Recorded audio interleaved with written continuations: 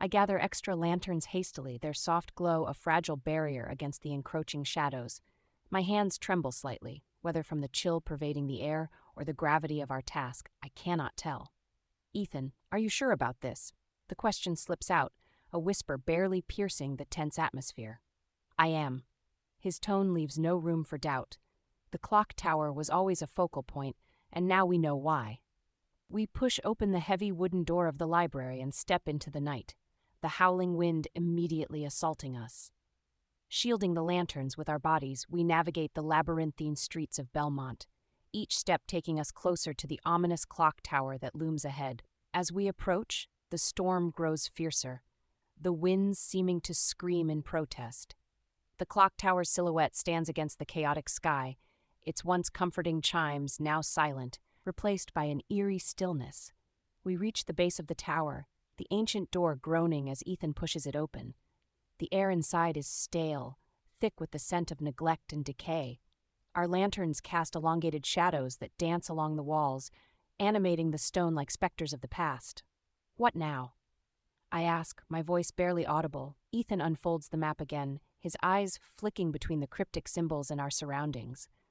There's a hidden chamber below. We need to find the entrance. Together, we scour the area, searching for any hint of a secret passage. The minutes stretch into an eternity, each tick of my wristwatch echoing like a drumbeat in my head. Then I see it, a loose stone in the floor, worn edges suggesting it's been moved before. I crouch and pry it up, revealing a narrow staircase descending into darkness. Ethan's eyes gleam with a mixture of trepidation and determination. This is it. We descend cautiously, lanterns held high, the light barely piercing the black.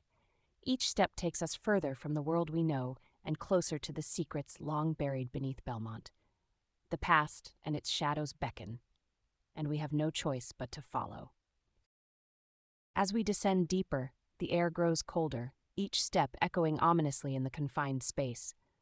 The walls, chiseled from ancient stone, appear almost to close in upon us, narrowing as if to ward off intruders. Faint whispers seem to drift through the air, tantalizingly close, yet indecipherable. My lantern flickers, casting erratic light on carvings that grow more elaborate the deeper we go. Twisted faces and arcane symbols twist and turn, etched by hands long turned to dust. A shiver snakes down my spine, and I glance at Ethan. His face is a mask of steely resolve.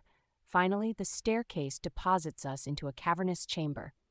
The walls seem to pulse with an otherworldly energy, and in the center stands a pedestal supporting a crystalline hourglass. The sands within float mysteriously, defying the natural order. Are you sure about this? I repeat, my voice now strained. Ethan nods, his eyes locked onto the artifact. This hourglass is the source of Belmont's power, its secret guardian. If we are to save the town, we must unlock its true potential. We approach the pedestal cautiously. Ethan extends a hand, and as his fingers brush the hourglass, a surge of light bursts forth, enveloping us. Through the blinding light, whispers rise to a chorus, and I sense ancient eyes turning toward us. The chamber begins to tremble, and stone groans under the weight of millennia.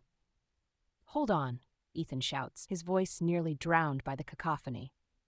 As the light reaches a crescendo, I realize our task was never about wielding the hourglass. It was about awakening Belmont's true protectors. And in that moment, the past and present collide, as we stand on the precipice between salvation and oblivion.